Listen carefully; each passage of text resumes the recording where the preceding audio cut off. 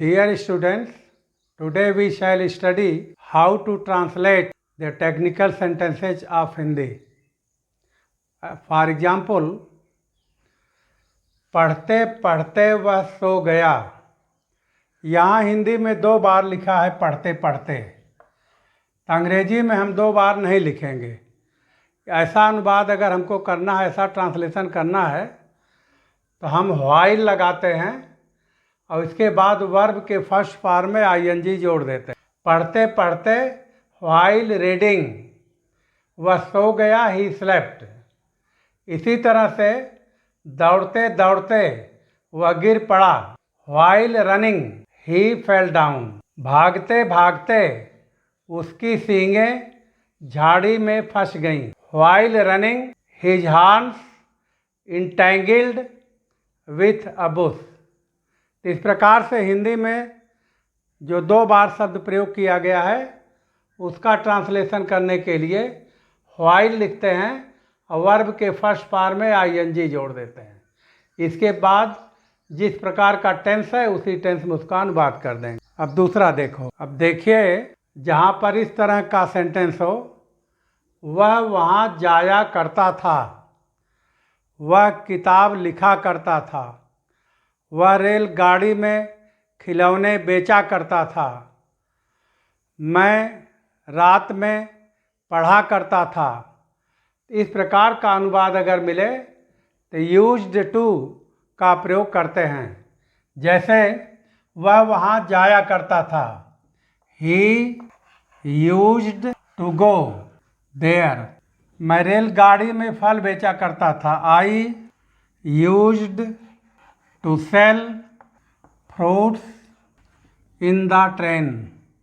अब यहाँ दूसरे तरह का अनुवाद है। वह पढ़ता रहा, वह लिखता रहा, वह जाता रहा, वह गीत गाता रहा।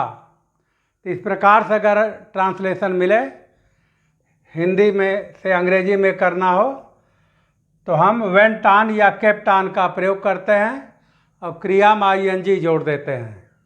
जैसे वह पढ़ता रहा, ही वेंट ऑन रीडिंग, क्रिया में आईएनजी जोड़ देंगे। वेंट ऑन या केप्ट ऑन लिख करके क्रिया में आईएनजी जोड़ देंगे। ही वेंट ऑन रीडिंग, वह पढ़ता रहा। वे लोग भाषण देते रहे, they went on making a speech. इस प्रकार से हम जहाँ पढ़ता रहा, लिखता रहा, सेवा करता रहा, फूल खिलते रहे, तो सबसे पहले सब्जेक्ट लिखेंगे, इसके बाद वेंट ऑन या केप्ट ऑन लिखेंगे, फिर वर्ब के फर्स्ट फॉर्म में आईएनजी जोड़कर लास्ट में कर्म लिख देंगे। अब देखिए, इसी बीच में, इसी बीच में की English in the meantime या मीन व्हाइल दोनों होता है। इसी बीच में वर्षा होने लगी, in the meantime it began to rain या इट स्टार्टेड रेनिंग। हमारे गांव के चारों तरफ पानी ही पानी था, यानी पानी के सिवाय कुछ भी नहीं था। देयर वाज नथिंग, कुछ भी नहीं था, बट वाटर, पानी के सिवाय। There was nothing but water all around our village, हमारे गांव के चारों तरफ।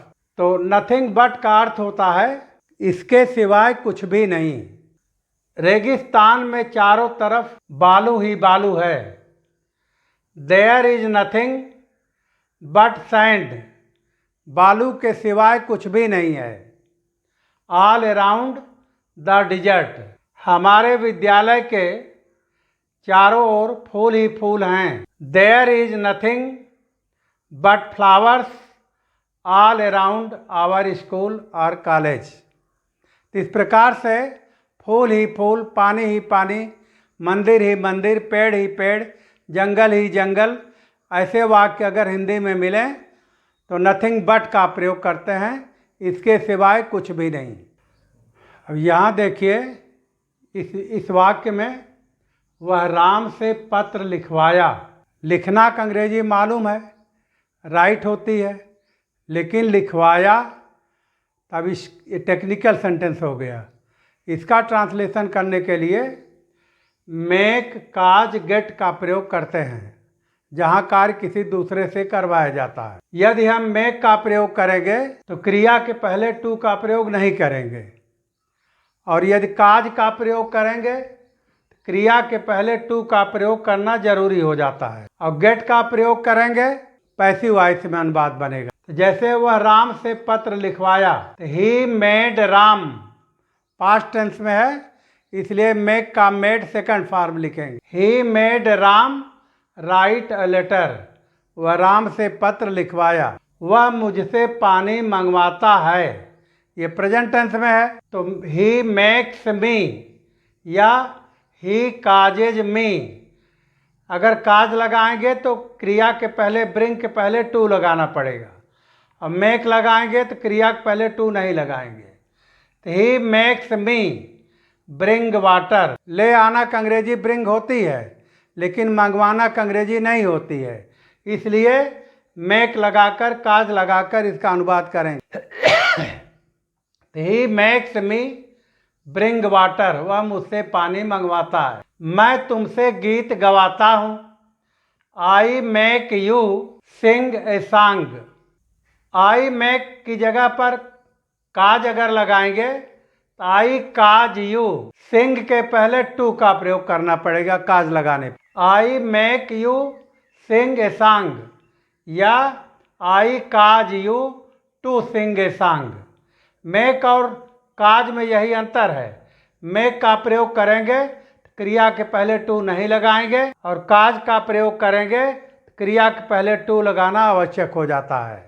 वह अपना घर बनवाया। अब यहाँ पता नहीं किससे बनवाया, तो यहाँ मेक और काज लगाकर नहीं होगा अनुवाद। यहाँ गेट या गाट लगाकर अनुवाद करेंगे।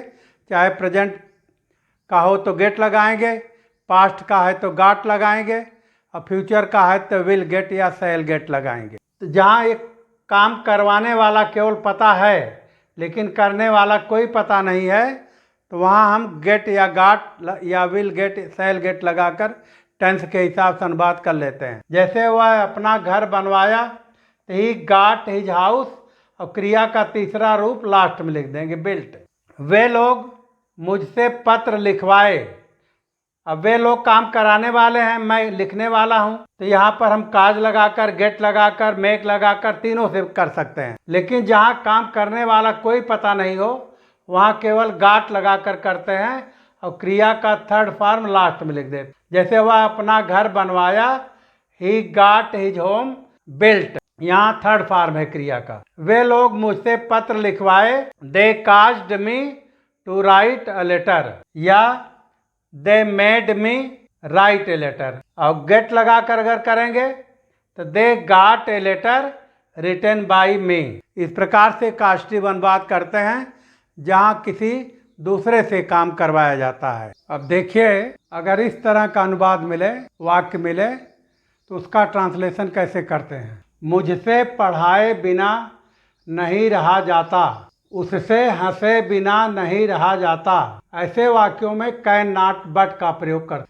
जैसे मुझसे पढ़ाए बिना नहीं रहा जाता, I can not but teach. उससे हंसे बिना नहीं रहा जाता, he can not but laugh.